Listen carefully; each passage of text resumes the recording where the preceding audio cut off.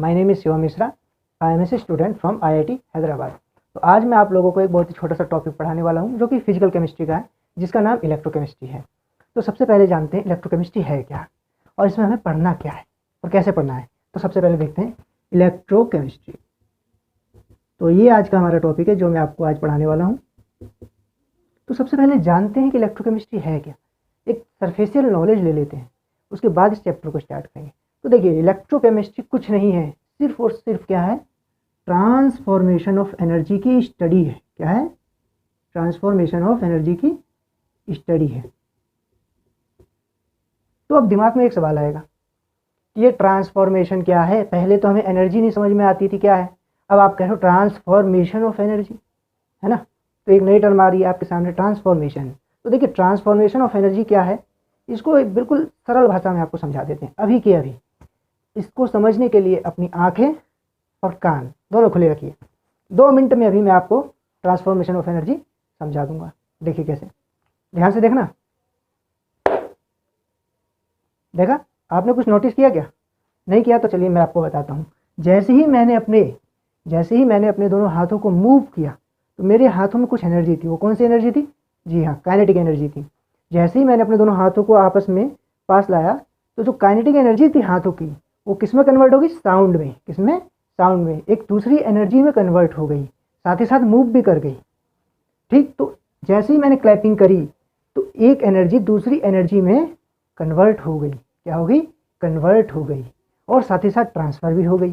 तो इस वर्ड में ही देखिए दोनों चीज़ है। ट्रांस मतलब ट्रांसफर होना, फॉर्मेशन मतलब दूसरी एनर्जी में ट्रांसफर होना। मतलब एनर्जी ट्रांसफर भी हो रही है और साथ ही साथ अपनी फॉर्म भी चेंज कर रही है। अगर वो पहले काइनेटिक एनर्जी में थी तो अब साउंड में हो गई। और भी तरह की ट्रांसफॉर्मेशन ऑफ एनर्जीज हो सकती हैं, बहुत तरह की ट्रांसफॉर्मेशन ऑफ एनर्जीज होती हैं। तो हमें यहाँ पर कौन सी ट्रांसफॉर्मेशन ऑफ एनर्जी पढ़नी है? क्या सारी पढ़नी है या 1-2 ट्रांसफॉर्मेशन ऑफ एनर्जी पढ़नी है?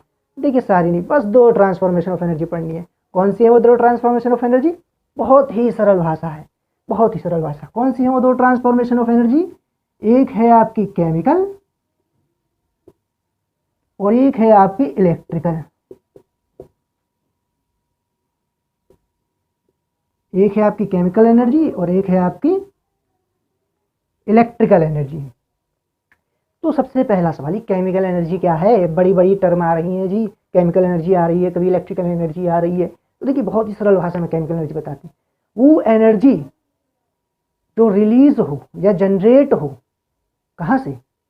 एक केमिकल रिएक्शन से। सिंपल, कोई हमने केमिकल रिएक्शन कराई, वहाँ से कोई एनर्जी रिलीज हुई। एनर्जी रिलीज क्या? एनर्जी देखिए बहुत तरह की फॉर्म में हो सकती है, हीट की फॉर्म में भी तो हो सकती है एनर्जी। हमने कोई केमिकल रिएक्शन कराई, हीट रिलीज हो गई, है ना। तो इस तरीके की जो भी एनर्जीज हैं जो केमिकल रिएक्शन से हो रही हैं, उनको क्या कहते हैं? Chemical energy. और इलेक्ट्रिकल एनर्जी तो आप सभी लोग जानते ही हैं, हर घर में बिजली, है ना, हर जगह बिजली। तो इलेक्ट्रिकल एनर्जीज हैं। तो अब हमें इन्हीं 2 एनर्जी का आपस में क्या पढ़ना है? ट्रांसफॉर्मेशन पढ़ना है। क्या पढ़ना है? ट्रांसफॉर्मेशन। ट्रांसफॉर्मेशन का मतलब आप समझ गए, कैसी ये एनर्जी उसमें कन्वर्ट करी जा सकती है और कैसे वो एनर्जी इसमें कन्वर्ट करी जा सकती है। तो इन्हीं 2 के बारे में पढ़ना है और यही इलेक्ट्रोकेमिस्ट्री है। तो अब इसमें पढ़ना क्या क्या है? ठीक है, समझ गए, इन दोनों के बारे में पढ़ना है। क्या पढ़ना क्या है? और इसके लिए कुछ होना भी तो चाहिए पढ़ने के लिए, कोई डिवाइस, कोई चीज़ जहाँ हम इन 2 एनर्जियों को आपस में पढ़ सकते हो या ट्रांसफ़र कर सकते हो या देख सकते हो। हाँ बिल्कुल, है ना। देखिए, केमिकल एनर्जी को जब हम इलेक्ट्रिकल एनर्जी में कन्वर्ट करते हैं, केमिकल एनर्जी को जब हम इलेक्ट्रिकल एनर्जी में कन्वर्ट करते हैं, ठीक है, तो उसके लिए एक डिवाइस बनाया और उसका नाम दिया गैल्वेनिक सेल। क्या दिया? Galvanic cell. इसको वोलेटिक सेल भी कह देते हैं लोग, ठीक है। अब इसी तरीके से, ठीक बिल्कुल इसी तरीके से साइंटिस्ट लोगों ने सोचा भैया ठीक है, केमिकल को इलेक्ट्रिकल में कन्वर्ट कर दिया, उसके लिए हमने एक सेल बना दिया जिसका नाम दे दिया गैल्वेनिक सेल और वोलेटिक सेल नाम दे दिया। ठीक इसी तरीके से इलेक्ट्रिकल को भी क्या केमिकल में कन्वर्ट कर सकते हैं? जी बिल्कुल कर सकते हैं।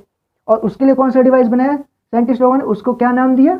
उसका नाम दिया साइंटिस्ट लोगों ने इलेक्ट्रोलिटिक सेल। देखिए, नाम में ही है। क्या है नाम में? इलेक्ट्रोलिटिक। इलेक्ट्रोलिटिक मतलब इलेक्ट्रिसिटी की रिक्वायरमेंट है भाई, इलेक्ट्रिसिटी की रिक्वायरमेंट है, इलेक्ट्रिसिटी की ज़रूरत है। क्या करने के लिए? केमिकल एनर्जी में लाने के लिए। समझ लो, इलेक्ट्रिकल एनर्जी को ही हम किस में कन्वर्ट कर रहे हैं? यानी केमिकल में कन्वर्ट कर रहे हैं। इसीलिए तो यहाँ इलेक्ट्रिसिटी रिक्वायर है, इलेक्ट्रोकेमिकल। Electrolytic cell. ठीक, तो यानी ये डिवाइस बनाया साइंटिस्ट लोगों ने जहाँ पर हम इन ट्रांसफॉर्मेशन ऑफ एनर्जीज, कौन सी ट्रांसफॉर्मेशन ऑफ एनर्जीज, यहाँ पे हम सिर्फ दो ट्रांसफॉर्मेशन ऑफ एनर्जीज के बारे में पढ़ते हैं, जिसका नाम, पहले का नाम है केमिकल, दूसरे का नाम इलेक्ट्रिकल। जहाँ हम केमिकल से इलेक्ट्रिकल का ट्रांसफॉर्मेशन पढ़ते हैं और इलेक्ट्रिकल से केमिकल का ट्रांसफॉर्मेशन पढ़ते हैं। तो और इन दोनों को जहाँ हम पढ़ते हैं, जिस सेल में पढ़ते हैं, जिस सेल का नाम है इलेक्ट्रोकेमिकल सेल, उस सेल का क्या नाम है, इलेक्ट्रोकेमिकल सेल। ये क्या है, एक डिवाइस है। क्या है, डिवाइस है, बस एक छोटा सा डिवाइस है जहाँ पर हम इन दोनों एनर्जी के ट्रांसफॉर्मेशन के बारे में पढ़ते हैं। अब पढ़ते क्या क्या है इनके बारे में, भैया डिवाइस है, डिवाइस बन गया, पढ़ना क्या है, उसमें पढ़ना क्या है, डिवाइस बना के रख दिया, काम हो रहा है, अब क्या करना है, उसको पढ़ क्यों रहे हैं फालतू में। आप 12वीं में एक चैप्टर ऐड किया इलेक्ट्रोकेमिस्ट्री, फिर आगे कंपटीशन में ऐड किया, क्यों पढ़ रहे हैं फालतू में। भाई बन गया, एक बार सेल बन गया, बैटरी बन गई, काम करते रहो, इस्तेमाल करते रहो, क्या जरूरत है पढ़ने की, जरूरत है। अब हमें क्या पता कि कौन सा केमिकल रिएक्शन ज़्यादा अच्छी करंट प्रोड्यूस कर रहा है, ज़्यादा एफिशिएंसी प्रोड्यूस कर रहा है, हमें कैसे पता। इसके लिए हमें पढ़ना पड़ेगा, इन डिवाइसेस के बारे में पढ़ना पड़ेगा। पहले तो इन डिवाइसेस को समझना पड़ेगा कि ये डिवाइसेस क्या हैं, कैसे काम कर रहे हैं।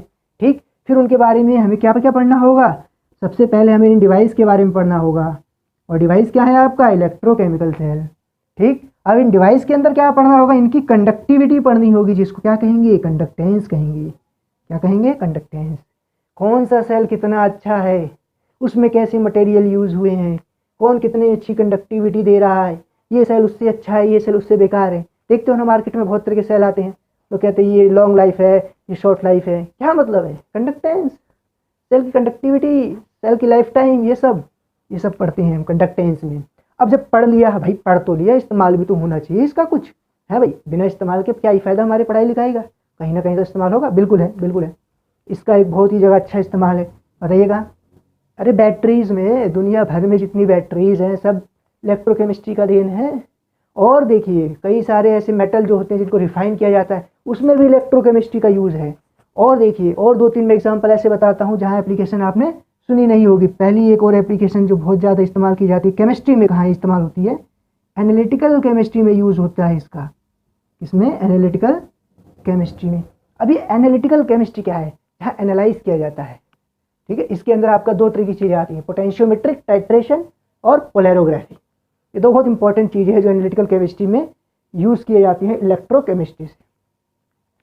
तो अब तक मैंने जो आपको बताया वो एक सिर्फ सरफेशियल नॉलेज है कि इलेक्ट्रोकेमिस्ट्री है क्या, उसको हम किस नज़रिए से देखें। पहले देखिए, नज़रिया सही होगा देखने का टॉपिक को, तभी वो समझ में आएगा, तभी हमें पता होगा हमें कैसे पढ़ना है और कैसे कैसे अपने स्टेप्स को आगे प्रोसीड करना है। अगर हमें ये नहीं पता है कि हमें पढ़ना कैसे है, तो आप कितनी भी कोशिश कर लीजिए, कितनी भी बार पढ़ लीजिए, आप बार बार भूल जाएंगे।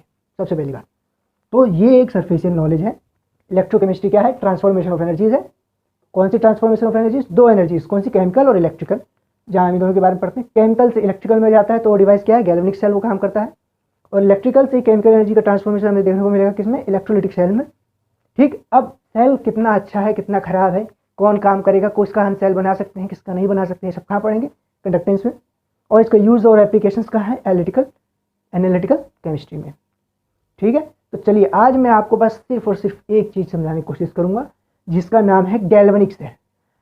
आपको कोई और कभी नहीं बताएगा कि गैल्वेनिक सेल ही पहले क्यों पढ़ाया जाता है। मैं बताऊँगा आज कि आपको गैल्वेनिक सेल ही सबसे पहले क्यों पढ़ाया जाता है। तो स्टार्ट करते हैं अपना galvanic cell. Galvanic cell start करने से पहले मैं आपको एक छोटी सी कहानी सुनाता हूँ। शायद आप लोगों के साथ भी यही किस्सा हुआ हो जो मेरे साथ हुआ है। जी पक्का हुआ होगा, ऐसा हो ही नहीं सकता कि नहीं हुआ हो। बताते हैं, चलो सुनो, ध्यान से सुनो। 9th-10th क्लास में जैसे ही हम जाते थे, मैडम कहती थी चलो बच्चों आज एक्सपेरिमेंट करवाएंगे, मैं जादू दिखाएंगे। हम भी बड़े खुश, चलो मैडम चलते हैं, दिखाओ क्या जादू दिखाओगे। मैडम जाती हैं और कहती है देखो बेटा, देखो देखो ध्यान से देखो, देखो बेटा देखो ध्यान से देखो, ये रहा बीकर। हमने कहा हाँ ठीक है, इसमें क्या जादू है। मैडम कहती नहीं नहीं बेटा ये नहीं, इसके अंदर देखो कौन सा कलर का सॉल्यूशन आपको दिख रहा है। हमने कहा ब्लू कलर का सॉल्यूशन दिख रहा है मैडम। मैडम ने कहा बहुत अच्छे बच्चे। फिर मैडम एक जादू की छड़ी लाती हैं, कहती देखो बेटा ये जादू की छड़ी है, इसका नाम क्या है, जिंक मेटल रॉड। हमने कहा ठीक है मैडम, तो क्या करें हम। मैम कहती ध्यान से देखो, ये जो ब्लू कलर सोल्यूशन है इसका नाम क्या रखा है हमने बच्चों? कॉपर सल्फेट का सोल्यूशन है ये। हमने कहा ठीक है, मान लिया ब्लू कलर सोल्यूशन का नाम आपने कॉपर सल्फेट रखा है, ठीक है, मान लिया। फिर मैम कहती है अरे देखो जादू तो देखो बेटा पहले। हमने कहा ठीक है मैम दिखाइए। मैम कहती है देखो ये मेलाई मेटल रॉड जिंक की। हमने कहा ठीक है मैडम। 1-2 सेकंड देखा हमने कहा कुछ नहीं हुआ मैम। मैम कहती अरे रुको तो, ठहरो तो बेटा, थोड़ी देर रुको। मैडम ने थोड़ा सा सॉल्यूशन को हल्का सा सेक किया और जैसे ही सेक किया कमाल हो गया, कमाल हो गया। सॉल्यूशन में से ये ब्लू कलर डिसअपियर होने लगा। क्या होने लगा? डिसअपियर, मतलब गायब होने लगा धीरे धीरे। पहले तो हल्का हुआ, फेड हुआ, फिर गायब सा हो गया अचानक से। हमने कहा मैडम ये ब्लू कलर कहाँ गायब हो गया? मैम ने कहा बेटा यही तो जादू था, यही तो जादू था जो मेरे को तुम्हें आज दिखाना था।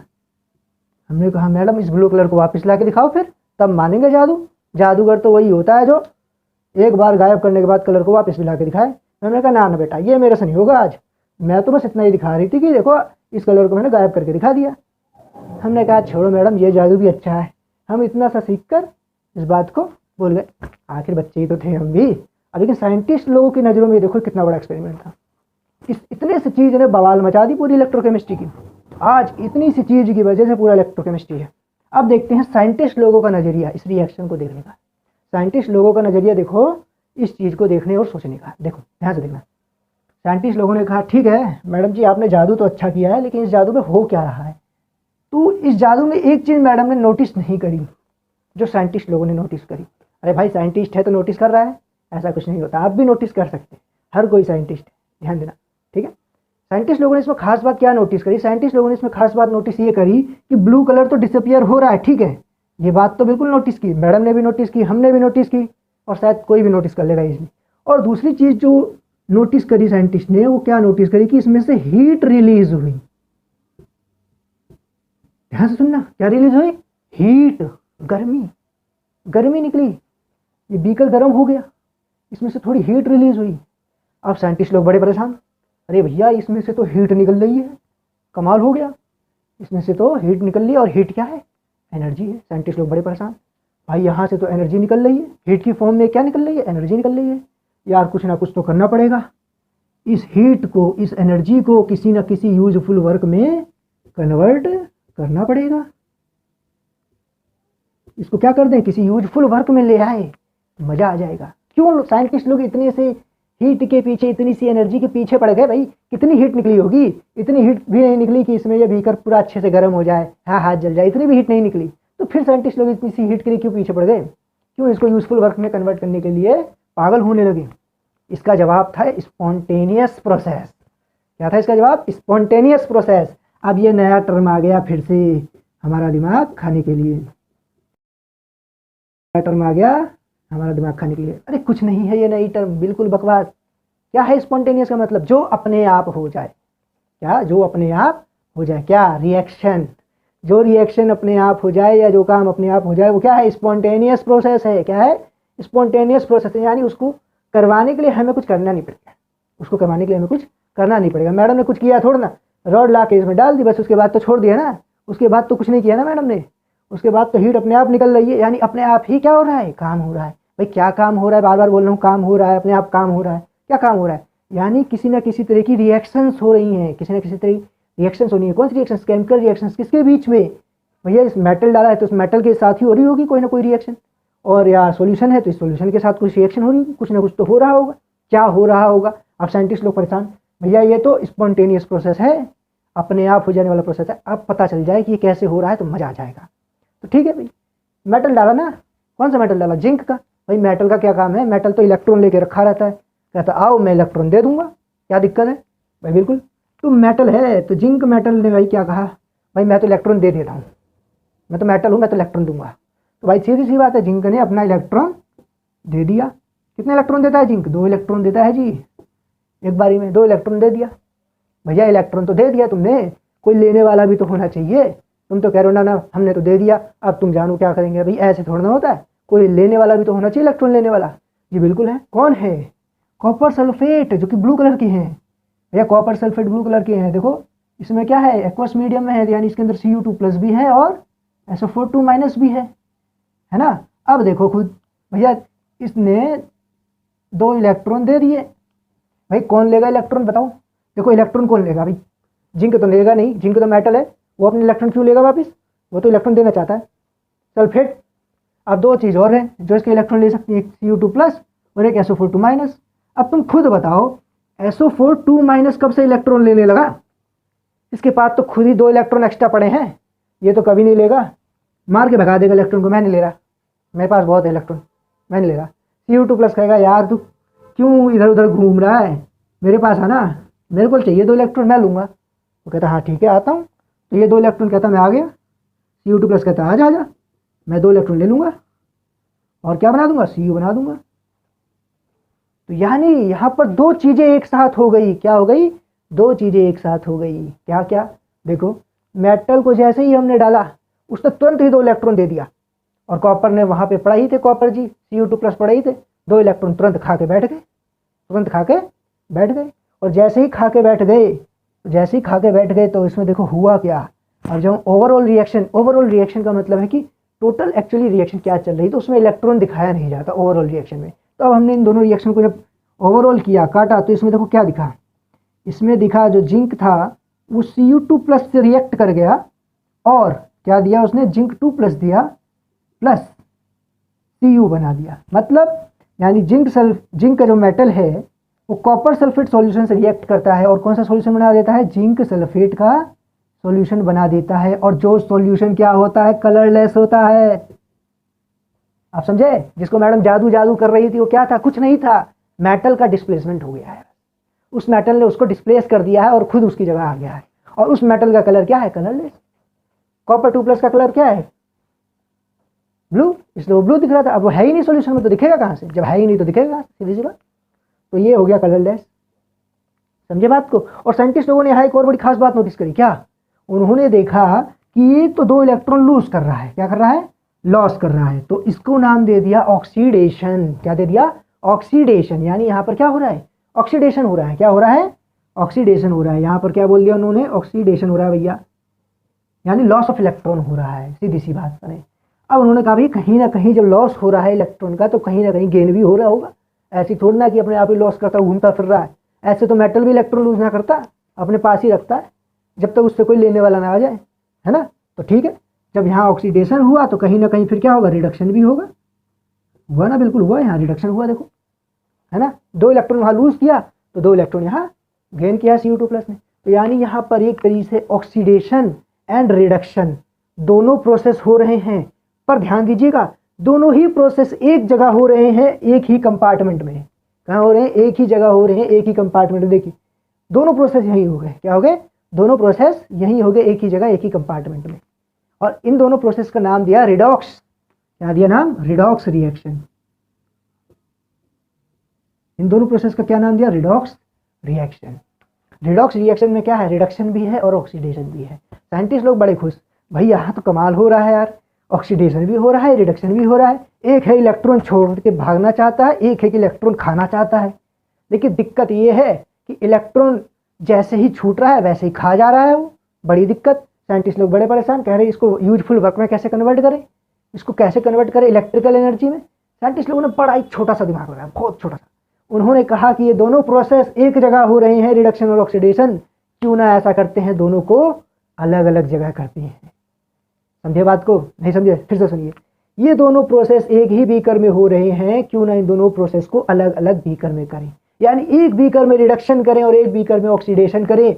ठीक है, मान लिया एक बीकर में ऑक्सीडेशन कर दिया, एक में रिडक्शन कर दिया, तो यहाँ से यहाँ इलेक्ट्रॉन कौन भिजवाएगा, अरे कोई भी भिजवा देगा। कोई भी मेटल वायर कनेक्ट कर दो, कंडक्टर की चीज़ कनेक्ट कर दो, जो इलेक्ट्रॉन का फ्लो करवाता हो उसको कनेक्ट कर दो, उससे जोड़ दो, तो यहाँ से यहाँ इलेक्ट्रॉन फ्लो कर जाएगा। और जहाँ इलेक्ट्रॉन फ्लो हो गया उसी की जस्ट अपोजिट डायरेक्शन में करंट फ्लो हो जाएगा। और करंट फ्लो हो गया तो यकीन मानिए इलेक्ट्रिसिटी जनरेट हो चुकी है। और जहाँ इलेक्ट्रिसिटी जनरेट हुई वहीं पे ब्रांच स्टार्ट हो जाती है। तो अब समझ में आया तो कैसे केमिकल एनर्जी को इलेक्ट्रिकल में कन्वर्ट करने की तैयारी करी जा रही थी। तो चलिए अब देखते हैं कि कैसे इन लोगों ने केमिकल एनर्जी को इलेक्ट्रिकल में कन्वर्ट कर ही दिया आखिरकार। बहुत मेहनत लगी, सच बता रहा हूँ, तो कोई आसान काम नहीं था। देखने में और सुनने में आसान है, 2 प्रोसेस हो रहे हैं, उनको अलग अलग कंपार्टमेंट में कर दो, बन गई इलेक्ट्रिसिटी। सुनने में आसान है, करने में इतना आसान नहीं था, लेकिन तब भी साइंटिस्ट लोग थे, पागल तो होते ही है, कर देते। देखो कैसे किया। तो सुनिए और समझिए कैसे इन्होंने केमिकल को इलेक्ट्रिकल में कन्वर्ट किया, कैसे इन्होंने दो कंपार्टमेंट अलग किए। ठीक है, बच्चे ने कहा ठीक है अब आप कह रहे हो तो हम मान लेते हैं कि दो अलग कंपार्टमेंट में कर देते हैं। चलो भाई कर देते हैं। साइंटिस्ट लोगों ने भी ऐसा ही किया। साइंटिस्ट लोगों ने कहा लो बेटा, हमने अलग अलग बीकर ले लिए, अलग अलग डब्बे ले लिए, बीकर ले लिए, कंपार्टमेंट कह लीजिए, जो चाहे वो कह लीजिए, कोई फर्क नहीं पड़ता। कहने का मतलब है, लॉजिक को समझिए बस। यहाँ पर एक मेटल रॉड ली और यहाँ पर भी एक मेटल रॉड ली। अब ये रॉड कह लो या अपने सहूलियत के लिए तुम इसको कह लो कि मेटल शीट ले ली, जो चाहे वो कह लो, जो आपको अच्छा लगे। ठीक है, यहाँ पर भी एक ली और यहाँ पर भी एक ली। अब सीधी सी बात नहीं, यहाँ जिंक की लेगा तो वहाँ कॉपर की लेगा, ऐसा क्यों? चलो बताएंगे, ये भी बताएंगे। तो यहाँ पर उन्होंने जिंक की मेटल रॉड ले ली और यहाँ इन्होंने कॉपर की मेटल रॉड ले ली। अरे दोनों जिंक की लोगे तो क्या ही प्रोसेस होगा? जिंक इलेक्ट्रॉन देगा तो लेगा कौन? जिंक इलेक्ट्रॉन देगा तो लेगा कौन? कोई नहीं लेगा। इससे दो अलग मेटल रॉड ली। जिंक और कॉपर क्यों ली? इसी से स्टार्टिंग करी उन्होंने, मैं भी इसी से समझा रहा हूँ। कोई भी और ले सकते हो। कैसे डिसाइड होगा? आगे जब पढ़ोगे, इलेक्ट्रोकेमिकल सीरीज वगैरह पढ़ोगे, और भी कई चीज़ें हैं जिनसे डिसाइड होगा कि कैसे सेल बनाया जा सकता है। तो चलिए उसको बाद में देखेंगे। अब यहाँ से यहाँ इलेक्ट्रॉन फ्लो भी तो करना चाहिए। अब तुमने तो बीच में हवा ला दी है, दो बीकर को अलग अलग रख दिया है, कैसे फ्लो करेगा भाई? कुछ तो दो। ठीक है, लो भाई जोड़ दिया हमने, क्या ही दिक्कत है? तुम टेंशन मत लो यार, जोड़ दिया हमने, तार से जोड़ दिया, जोड़ तो दिया, ठीक है। मुझे कैसे पता चलेगा कि इलेक्ट्रॉन फ्लो कर गया है भाई? मुझे कैसे पता चलेगा? अरे ठीक है, लो तुम्हारे लिए तो ये भी कर देंगे, बल्ब लगा दिया बीच में बस। हाँ अब सही किया तुमने। अब अगर इलेक्ट्रॉन फ्लो करेगा तो बल्ब ग्लो कर जाएगा, बल्ब जल जाएगा, मुझे पता चल जाएगा। हल्का सा भी जलेगा मैं देख लूँगा, है ना? और जैसे ही जलेगा मुझे पता चल जाएगा इलेक्ट्रॉन का फ्लो हुआ। भाई ठीक है बिल्कुल। तो अब जैसे ही, अब दिक्कत ये आई, सवाल ये आता है, ठीक है हमने दो मेटल रॉड ली और आपस में उनको एक मेटल वायर से जोड़ दिया, और बीच में पता करने के लिए कि करंट फ्लो करेगा कि नहीं करेगा, कैसे पता करे, उसके लिए हमने एक बल्ब भी लगा दिया। ठीक है, ये सब समझ में आ गया। अब यहाँ पर क्या डालें? सवाल ये आता है, यहाँ पर क्या डालें? वहाँ तो कॉपर सल्फेट था, वहाँ तो कॉपर सल्फेट था, यहाँ पर क्या डालें? कॉपर सल्फेट डाल दो क्या? बोलो बोलो। नहीं, कॉपर सल्फेट नहीं डाल सकते। अरे भैया जब कॉपर सल्फेट ही डाल दूंगा तो सब कुछ तो यहीं हो जाएगा, फिर अलग अलग करने का क्या ही फायदा? कोई फायदा नहीं। यानी हमें अलग किसको कर रहे थे? उन दो प्रोसेस को अलग कर रहे थे। ध्यान देना, हम किनको अलग कर रहे थे? उन दो प्रोसेस को अलग कर रहे थे। कौन से दो प्रोसेस थे? ये दो प्रोसेस थे। ध्यान देना, पहला प्रोसेस ये था, फर्स्ट प्रोसेस ये था, सेकंड प्रोसेस क्या था? सेकंड प्रोसेस ये था। हम इन दो प्रोसेस को अलग कर रहे थे। ध्यान दो, हम इन दो प्रोसेस को अलग अलग कंपार्टमेंट में करना चाह रहे हैं। तो अगर मैं यहाँ पे कॉपर सल्फेट डाल दूंगा तो दोनों प्रोसेस यही हो जाएगा। यानी कॉपर सल्फेट यहाँ ना डाल के यहाँ डालने का फायदा है, यहाँ ना डाल के यहाँ डालने का फायदा है। समझे बात को? यहाँ नहीं डालना कॉपर सल्फेट, गलती हो जाएगी बहुत बड़ी। यहाँ पर हमने डाल दिया कॉपर सल्फेट का सॉल्यूशन। अब यहाँ पर फिर क्या डाले? सवाल आता है भाई, तुमने तो कह दिया भाई ठीक है कॉपर सल्फेट वहाँ डाल दो, अलग हो गया, अलग तो हो गया, यहाँ क्या डालें फिर? कोई बात नहीं, मेटल जो है उसी मेटल का सोल्ट डाल दो, उससे कोई फर्क नहीं पड़ेगा। क्यों? अगर मेटल अपना दो इलेक्ट्रॉन दे देगा तो अंदर जो जिंक 2+ पड़ा है वो दो इलेक्ट्रॉन लेकर फिर से जिंक की तो बना देगा। कुल मिला के मेटल रॉड पे कोई फर्क पड़ेगा? नहीं पड़ेगा। तो इसीलिए इसमें कौन सा लिया? जिंक सल्फेट लिया। बात समझ में आई? कोई ये भी नहीं बताता है, कोई ये भी नहीं बताता है कि जिंक सल्फेट क्यों लिया, कॉपर सल्फेट क्यों लिया, और उसकी मेटल रॉड ये है, इसीलिए लिया ताकि कोई फर्क ना पड़े। यहाँ पर कोई फर्क ना पड़े, इंटरफेरेंस ना हो, रिडॉक्स रिएक्शन अच्छे से हो सके, दोनों प्रोसेस सेपरेट रह सके। ये इसका एक लॉजिक है, सिंपल सी बात है। तो ठीक है, तो 2 सेकंड के लिए इस चीज़ को मिटा देते हैं, ये जो चीज़ थी। ठीक है, तो चलिए समझ में आ गया। हम लोगों ने इस दोनों प्रोसेस को अलग कर दिया। साइंटिस्ट लोग बड़े खुश, हमने तो अलग कर दिया। देखो यहाँ हमने जिंक सल्फेट का सॉल्यूशन ले लिया, कॉपर सल्फेट का सॉल्यूशन ले लिया। अब होगा क्या? देखो अब होगा क्या? सही बात है भाई, क्या होगा क्या? जिंक है, मेटल रॉड है, बिल्कुल मेटल रॉड है भाई। इसके पास इलेक्ट्रॉन बन रहा है, बिल्कुल बन रहा है, इसके पास इलेक्ट्रॉन है भाई। मेटल के पास क्या होता है? इलेक्ट्रॉन ही तो होता है सिर्फ, और क्या होता है? और कुछ नहीं होता मेटल के पास। मेटल के पास इलेक्ट्रॉन ही है देने के लिए, और कुछ नहीं है। तो जिंक मेटल के पास भाई इलेक्ट्रॉन है, कॉपर मेटल के पास भी तो इलेक्ट्रॉन है। तुम तो खाली जिंक मेटल के पास इलेक्ट्रॉन बता रहे हो, ऐसा नहीं है भाई। कॉपर मेटल के पास भी इलेक्ट्रॉन है, कोई मना ही नहीं। जिंक मेटल के पास भी इलेक्ट्रॉन है, कॉपर मेटल के पास भी इलेक्ट्रॉन है। अब सवाल आता है कि कौन अपने इलेक्ट्रॉन देगा, सवाल आएगा कि नहीं, कौन अपने इलेक्ट्रॉन देगा। तो भैया यहाँ पर जो जिंक मेटल अपने इलेक्ट्रॉन देता है, कैसे पता भाई जिंक मेटल इलेक्ट्रॉन देता है, ऑब्जर्वेशन भाई, ऑब्जर्वेशन भाई।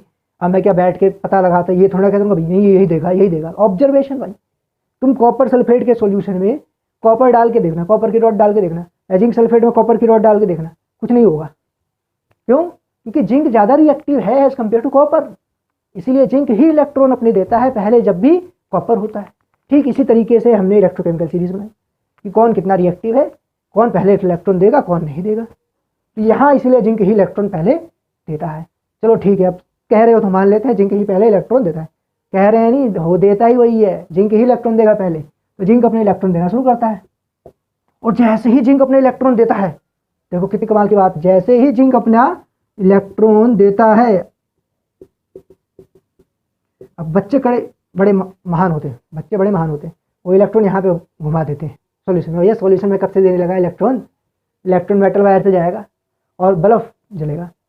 जैसे ही जिंक इलेक्ट्रॉन देता है, जैसे ही जिंक अपना इलेक्ट्रॉन देता है, वो मेटल वायर के थ्रू बल्ब से जलता हुआ कॉपर के पास जाता है, यहाँ पर पहुँचता है इलेक्ट्रॉन।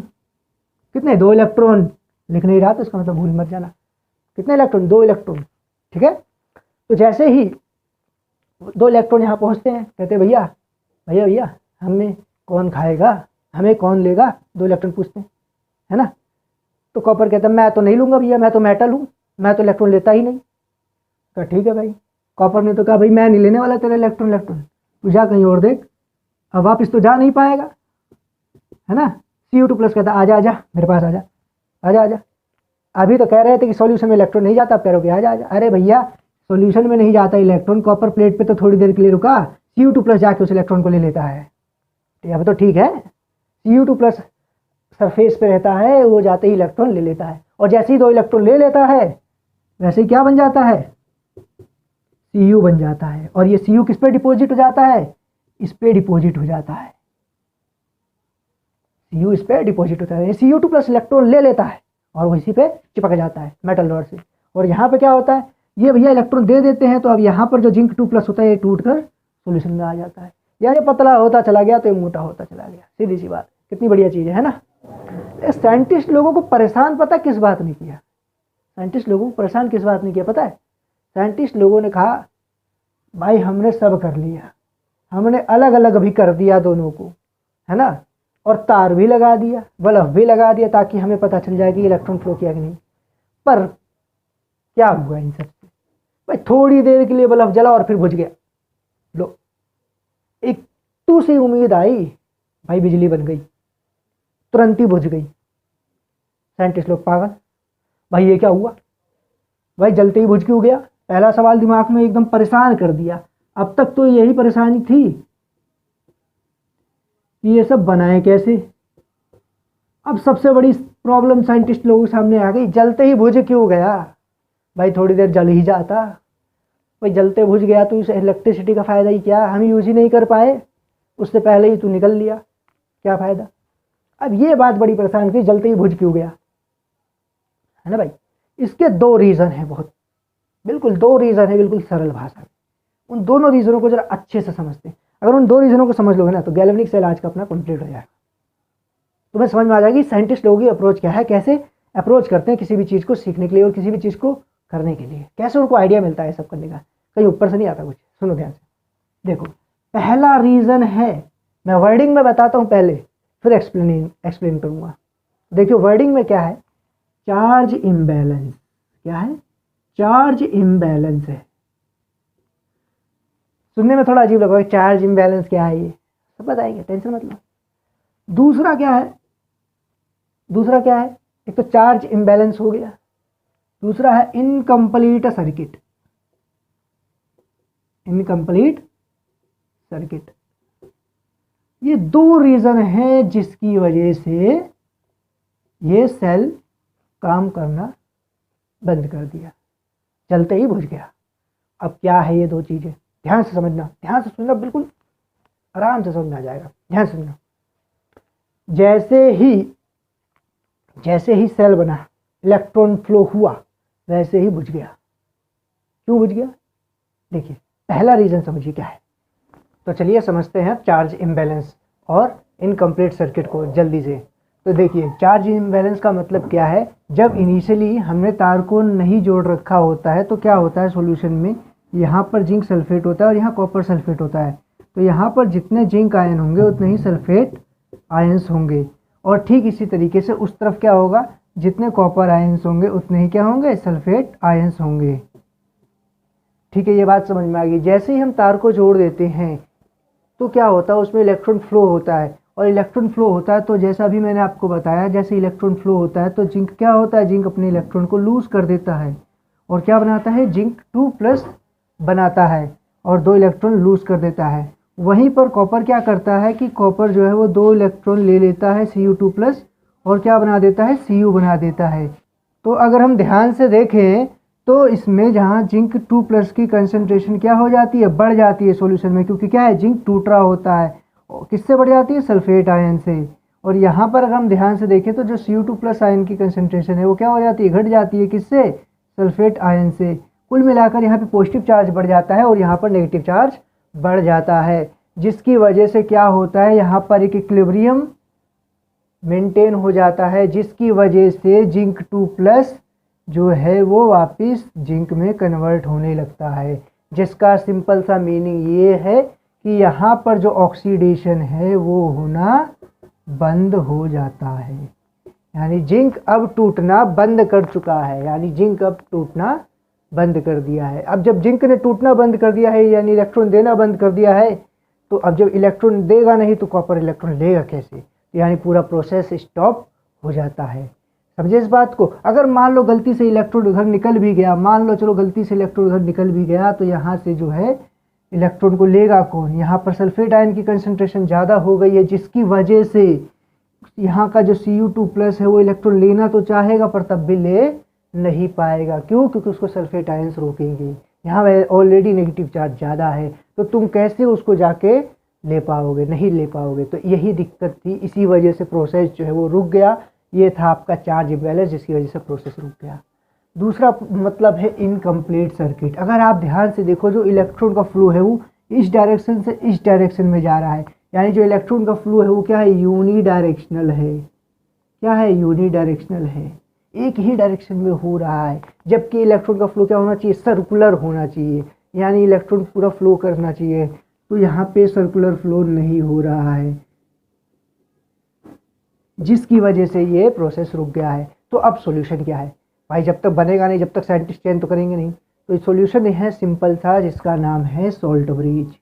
नाम में ही देखो दोनों बातें हैं, नाम में ही दोनों सॉल्यूशन हैं। सॉल्ट बोल दिया और ब्रिज बोल दिया। ब्रिज बोल दिया मतलब इसने दोनों को कनेक्ट कर दिया, जोड़ दिया, सर्किट को कंप्लीट कर दिया। कैसे किया बताएंगे। सॉल्ट बोल दिया यानी यहाँ पर ये एक तरह से यहाँ जो एक्सिस चार्ज हो रहा है, यहाँ पे पॉजिटिव और यहाँ नेगेटिव, इनको भी न्यूट्रलाइज कर रहा है। कैसे कर रहा है अभी बताते हैं, देखिए ध्यान से। सॉल्ट ब्रिज होता क्या है, जनरली मैं बता देता हूँ सिंपल सा। एक यू ट्यूब होती है जिसके अंदर एक सॉल्ट होता है। सॉल्ट जनरली बहुत होते हैं, लेकिन जनरली यहाँ पे KCl यूज़ करते हैं, अमोनियम नाइट्रेट यूज़ करते हैं, और भी होते हैं। तो मैं KCl से आपको समझाने की कोशिश करता हूँ कि क्या है सॉल्ट ब्रिज का फंक्शन। तो ध्यान से देखिए, ये अपना सॉल्ट ब्रिज है। अब यहाँ पर K+ और यहाँ पर Cl नेगेटिव, ये इस तरह से सॉल्ट भरा हुआ है इस टेस्ट ट्यूब में। अब क्या होगा, यहाँ पे आप देखिए, यहाँ पे ध्यान से देखिए, तो यहाँ पे एक्सिस ऑफ पॉजिटिव चार्ज हो रहा है और यहाँ देखिए एक्सिस ऑफ नेगेटिव चार्ज हो रहा है, यानी यहाँ पॉजिटिव चार्ज बढ़ रहा है, वहाँ नेगेटिव चार्ज बढ़ रहा है। तो अब ये क्या करेगा, देखिए यहाँ पर पॉजिटिव चार्ज बढ़ रहा है। कौन सा चार्ज बढ़ रहा है, पॉजिटिव चार्ज बढ़ रहा है सॉल्यूशन में। तो यानी अब यहाँ से क्या होगा, Cl नेगेटिव इधर से निकल के जाएगा और इन पॉजिटिव चार्ज को क्या कर देगा, न्यूट्रलाइज कर देगा। ठीक इसी तरीके से दूसरी तरफ K पॉजिटिव जाएगा और यहाँ पर जो नेगेटिव चार्ज एक्सेस हो रहा है उसको न्यूट्रलाइज कर देगा। जब दोनों तरफ पॉजिटिव और नेगेटिव एक्सेस चार्ज न्यूट्रलाइज हो जाएंगे तो जो इक्विलिब्रियम बन रहा था वो इक्विलिब्रियम नहीं बनेगा, यानी अब जो हमारा प्रोसेस नॉन स्पॉन्टेनियस हो रहा था इक्विलिब्रियम बनने की वजह से, अब वो प्रोसेस फिर से स्पॉन्टेनियस हो जाएगा। और जैसे ही वो प्रोसेस स्पॉन्टेनियस हो जाएगा तो रिएक्शन फिर से चल जाएगी, और जैसे रिएक्शन चल जाएगी तो अपना काम हो जाएगा, यानी इलेक्ट्रिसिटी जनरेट हो जाएगी। तो अब आपको समझ में आ गया कि कैसे एक सॉल्ट ब्रिज ने सर्किट भी कंप्लीट कर दिया और प्लस चार्ज इम्बैलेंस की प्रॉब्लम भी खत्म कर दी। अब बच्चा सोचता है सर्किट कंप्लीट हो गया इसका मतलब क्या है कि इलेक्ट्रॉन ऐसे करके ऐसे फ्लो कर रहा है, ऐसा नहीं है। एक्चुअली इलेक्ट्रॉन फ्लो अब भी ऐसे ही कर रहा है, ऐसे से ऐसे, पर हो क्या रहा है, इलेक्ट्रॉन की डायरेक्शन हर बार फॉरवर्ड जा पा रही है। वो क्यों जा पा रही है? क्योंकि अब चार्ज इम्बैलेंस की प्रॉब्लम खत्म हो गई। चार्ज इम्बैलेंस की प्रॉब्लम खत्म हो गई मतलब यहाँ पर इक्विलिब्रियम जो बन रहा था वो बन रहा है, लेकिन उसके बाद भी रिएक्शन फॉरवर्ड ही जा रही है, तो जिसके मतलब इलेक्ट्रिसिटी जनरेट हो गई कंटिन्यूस प्रोसेस से। तो ये आज का मेरा सिंपल सा टॉपिक था गैल्वेनिक सेल, जो कि मैंने आपको बताया, जिसमें केमिकल एनर्जी को इलेक्ट्रिकल एनर्जी में कन्वर्ट किया, कैसे साइंटिस्टों ने सोचा और कैसे इस पर काम किया। और यहाँ एक और ध्यान देने वाली बात, जो जिंक रॉड है इस पर नेगेटिवली चार्ज आता है, इसलिए इसको एनोड बोलते हैं। जनरली एनोड जो टर्म है वो ऑक्सीडेशन के बेस पर, जहाँ ऑक्सीडेशन होता है वहाँ पर एनोड होता है, और जहाँ पोस्ट रिडक्शन होता है वहाँ कैथोड होता है। ठीक, तो ये आपका कैथोड है और ये आपका एनोड है। तो आई होप आपको मेरी बात समझ में आई होगी। Thank you for watching my this video.